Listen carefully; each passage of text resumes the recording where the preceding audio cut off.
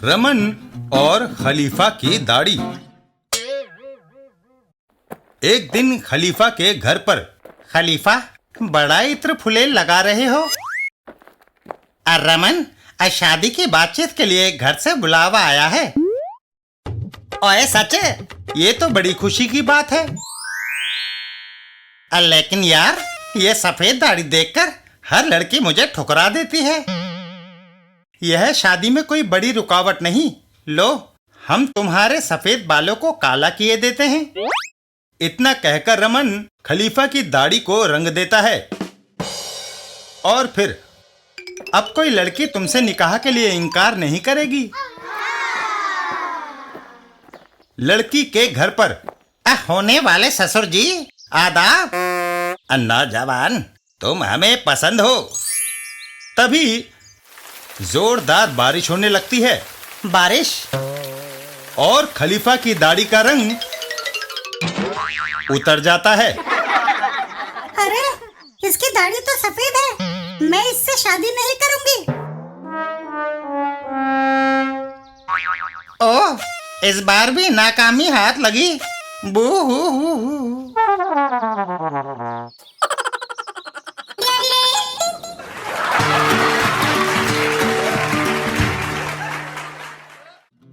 बिल्लू और तितली पकड़ी गई। एक दिन बिल्लू और तोशी पार्क में। तोशी, आओ तितली पकड़े। बिल्लू हाथ में थमा जाल तितली के ऊपर फेंकता है, लेकिन ओह, ये तो हाथ से निकल गई। तितली एक दिशा में उड़ जाती है और बिल्लू और तोशी उसके पीछे दौड़ लगाते हैं। थोड़ी दूरी पर वह बैठ रही है। बिल्लू चुपचाप जाकर तितली के ऊपर जाल तानता है और एक झटके से उसे जाल में फंसा लेता है। दीवार के दूसरी तरफ, ये कौन है? आई और वह महिला बेलन लेकर बिल्लू और तोशी के पीछे दौड़ती है। कहाँ भागते हो बदमाशों? आज तुम्हारी खैर नहीं। तोशी, भागो।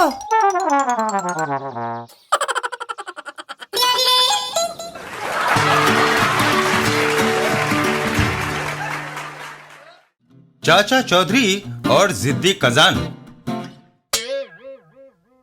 शब्द अकादमी की बैठक में राक रंजन साहब ने बेका सौदागर लेकर साहित्य को समृद्ध किया है। इस उपन्यास की जितनी तारीफ की जाए कम है।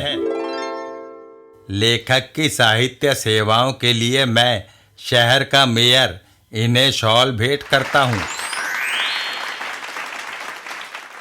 पत्र पत्रिकाओं में चर्चा होने लगी। बेका सौदागर एक लाजवाब नावल। चाचा चौधरी खबर को पढ़ते हैं और फिर, सुनते हो जी, सवेरे ही कहाँ चल दिए? लेखक रॉक रंजन मेरे मित्र हैं। मैं उन्हें यह गुलदस्ता भेंट करने जा रहा हूँ।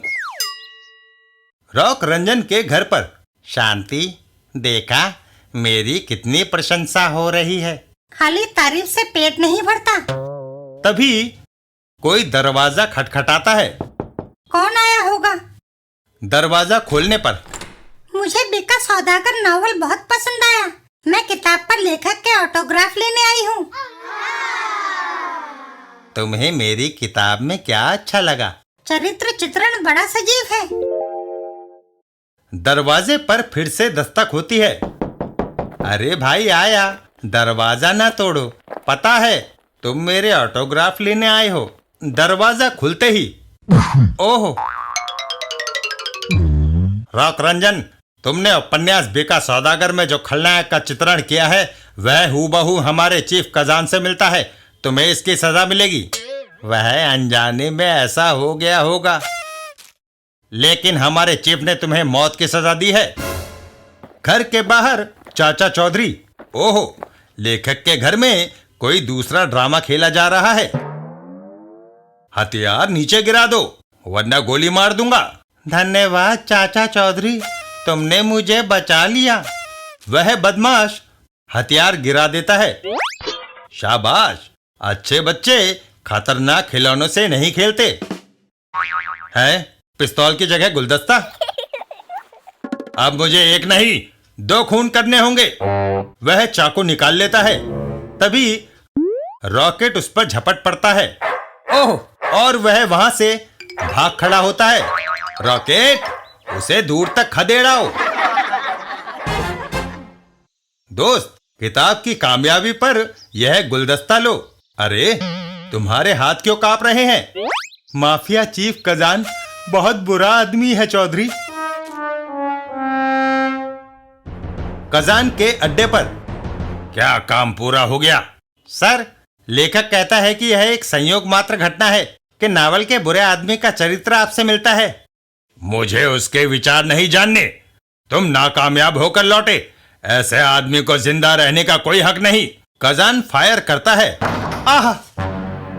लेखक ने न सिर्फ मुझ पर कालिक पोती है, बल्कि हमारे स्मगलिंग के तरीकों का भी किताब में वर्णन किया है। उसे जिंदा रहने देना हमारे लिए जोखिम से खाली नहीं। इधर लेखक के घर पर। तुम्हें किसने कहा था कि कजान से टक्कर लो? उसके पास पैसा है, आदमी है, हथियार है। शांति, मैं कह चुका हूं कि मैंने जानबूझकर ऐसा नहीं किया। तभी एक पत्थर कांच को तोड़ते हुए अंदर आता है। कागज में लिपटा हुआ पत्थर आया है। रॉक रंजन कागज को खोलता है। रॉक रंजन, तुम 4 दिन में मार दिए जाओगे। तुम्हारे लिखने के काम से पहले ही रोटी नसीब नहीं होती थी, अब जान पर बनाई है। मैं बच्चों को लेकर चली अपनी माँ के घर। मुसीबत में क्या तुम भी मेरा साथ छोड़ दोगी? अंधेरे में परछाइयां भी साथ छोड़ देती हैं। इस समय अगर कोई चिराग दिखाई देता है तो वह है चाचा चौधरी। दोस्त, कजान का यह धमकी भरा पत्र पढ़ो। फिक्र मत करो, सरकार तुम्हारी सुरक्षा के प्रबंध करेगी। फिर मैं और साबू तुम्हारे साथ हैं, तुम्हें सुई भी नहीं चुभने देंगे। होम मिनिस्टर मीटिंग बुलाता है। इस देश को कजान चला रहा है या पार्लियामेंट? हर नागरिक को सुरक्षा प्रदान करना हमारा कर्तव्य है। सर, लेखक को टाउन हॉल में रखा जाए, वहां सुरक्षा के कड़े प्रबंध है। ठीक है। टेलीविजन पर। सरकार ने श्री रॉक रंजन को सुरक्षा प्रदान की है तथा लेखक की देखभाल करने का जिम्मा कंप्यूटर से तेज दिमाग वाले इंसान चाचा चौधरी ने लिया है। कजान के अड्डे पर। आर, मैंने जिसके लिए मौत की सजा सुना दी उसे मरना चाहिए। बॉस, पता चला है कि मुलजिम को टाउन हॉल में पहुंचा दिया गया है तथा कमांडो गार्ड्स और चाचा चौधरी उसकी सुरक्षा कर रहे हैं। बुलेट प्रूफ वैन ले जाओ और लेखक को मार कर आओ। डोगा, भालू, जीबा, चांगो, आओ। वह सब वैन में सवार होकर वहां से चल देते हैं। काम पूरा होने की खबर बॉस को जो कोई पहले देगा वह इनाम पाएगा। टाउन हॉल पहुंचकर। वहीं रुको, टाउन हॉल के चारों तरफ गार्ड्स खड़े हैं। गाड़ी चलाते जाओ। गाड़ी तेजी से उनकी ओर बढ़ती है। वैन पर गोलियों का असर नहीं हो रहा और दीवार को तोड़ती हुई टाउन हॉल के अंदर पहुंच जाती है। टाउन हॉल के अंदर कोई नहीं है। चारों तरफ गोलियां चलाओ। गोली लगेगी तो वह अपने आप बाहर आएगा। वह बदमाश अंधाधुंध फायरिंग करने लगते हैं। चारों दिशा में फायरिंग करने के बाद वह लोग वापस वैन में सवार होते हैं। वापस चलो, गाड़ी बैक करो। इतनी फायरिंग की है कि उस हॉल के चूहे भी मर गए होंगे। टाउन हॉल के अंदर। चाचा चौधरी, एक बार फिर तुमने मुझे बचा लिया, लेकिन हम नीचे कैसे उतरेंगे? मेरी पगड़ी कब काम आएगी रॉक रंजन? संभल कर नीचे उतरो। अभी तक मैं जिंदा हूं, लेकिन कजान के आदमी सिक्योरिटी गार्ड से बचकर निकल गए हैं। उनकी फिक्र न करो, वे साबू से बचकर नहीं निकल सकते। रास्ते में एक बड़ा आदमी रुकने का इशारा कर रहा है। भालू, उसे मार दो। वैन तेजी से साबू की ओर बढ़ती है। गोली चलाओ। बदमाश गोली चलाने लगता है। ओह! साबू वैन को उठा लेता है। उब्बा!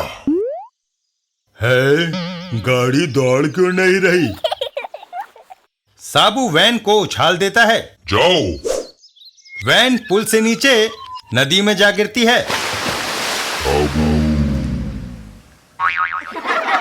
कजान के अड्डे पर। तुम्हें शर्म आनी चाहिए, एक मामूली से लेखक को नहीं मार सके। मुझे तुम लोगों पर यकीन नहीं रहा, अब मैं अपने हाथों से रॉक रंजन को मारूंगा। लेखक के घर पर फोन की घंटी बजती है। टेलीफोन किसका होगा? बेटा रिक्की, मैं बीमार हूँ, क्या मिलने नहीं आओगे? माँ, मेरी माँ अस्पताल में है चौधरी। कजान के डर से मैं उससे मिलने भी नहीं जा सकता। धीरज रखो, तुम वहां जाओगे और फिर डरो नहीं, वह बम प्रूफ कार है। वह 100% सुरक्षित गाड़ी तुम्हें अस्पताल तक ले जाएगी। यह बम उस पर फेंक कर यकीन कर लो। रॉक रंजन बम को कार की ओर फेंकता है। मैंने बम उस कार पर फेंका। एक जबरदस्त धमाका होता है और फिर देखा, कार के शीशे भी सही सलामत हैं। सिक्योरिटी गार्ड तथा चाचा चौधरी तुम्हारे साथ होंगे। चलते हैं। और वह लोग वहां से निकल जाते हैं। गाड़ी बड़ी तेज रफ्तार से जा रही है। थोड़ा आगे जाने पर, गाड़ी रोको, अभी हमारी मंजिल नहीं आई। लेकिन मेरी आ गई है, मैं गोली मार दूंगा। एक सिक्योरिटी गार्ड को यह शोभा नहीं देता। मैं कजान हूँ, सिक्योरिटी गार्ड को मैं 1 लाख रुपया थमा आया हूँ। वह 5 स्टार होटल में बैठा डिनर खा रहा होगा। उसकी शक्ल का रबड़ का चेहरा पहनकर मैं आ गया था। मरने के लिए तैयार हो जाओ। तभी रॉकेट उसके हाथ पर झपट पड़ता है। ओह, रॉक रंजन भागो! चाचा चौधरी और रॉक रंजन भाग खड़े होते हैं। कहाँ तक भागोगे? रॉकेट कार में बंद हो जाता है। तभी भागता हुआ रॉक रंजन, ओह मेरा पैर! रॉक रंजन जमीन पर गिर पड़ता है। अब तुम्हें बचाने वाली ना पुलिस है ना वह कुत्ता। कजान ने जो काम हाथ में लिया है उसे पूरा किया है।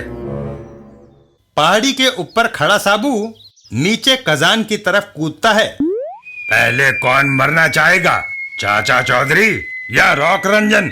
मैं साबू का एक घूसा और कजान के होश फाख्ता हो जाते हैं। हाय, कजान चलो, अब कुछ दिन जेल की रौनक बढ़ाओ। साबू